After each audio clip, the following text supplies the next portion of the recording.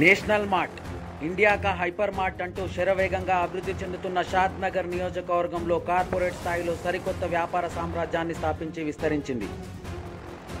పట్టణంలో చోటా మోటా వ్యాపార సముదాయాలకు చెక్ పడే విధంగా సరికొత్త ఆఫర్లను ప్రయోగించి తన బిజినెస్ టాక్టిక్స్తో పట్టణంలోని కస్టమర్లను అట్రాక్ట్ చేసింది.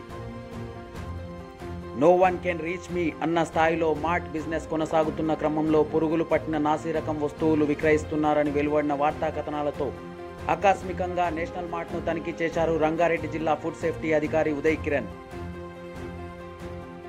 ఫిర్యాదుదారుడు మహేష్ పేర్కొన్నట్లు ఎలిఫెంట్ డేట్స్ ప్యాక్తో పాటు తనిఖీల్లో తమకు అనుమానం కలిగిన సాబ్దానాల ప్యాక్ను సైతం ల్యాబ్కు పంపించి 2 వారాల్లో రిపోర్ట్ ఆధారంగా అడిషనల్ కలెక్టర్ ఆదేశాల మేరకు చర్యలు చేపడతామని తెలిపారు.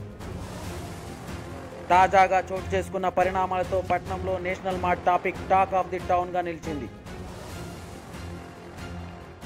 ఉదయ్ కిరణ్ నా పేరు, food safety officer Rangareddy district.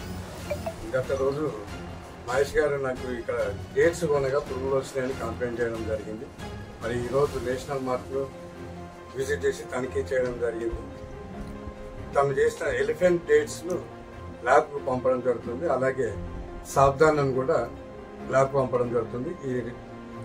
ఈ రెండింటి యొక్క రిపోర్టు 2 వారాల లోపల వస్తుంది. మనకు 2 వీక్స్ తర్వాత ఒకవేళ అవి బాగలేవు అనేసి మనకు రిపోర్ట్ వస్తే ఆ రిపోర్ట్ ప్రకారం అడిషనల్ కలెక్టర్ గారి దగ్గర అడ్జుడికేషన్ చేయడం జరుగుతుంది.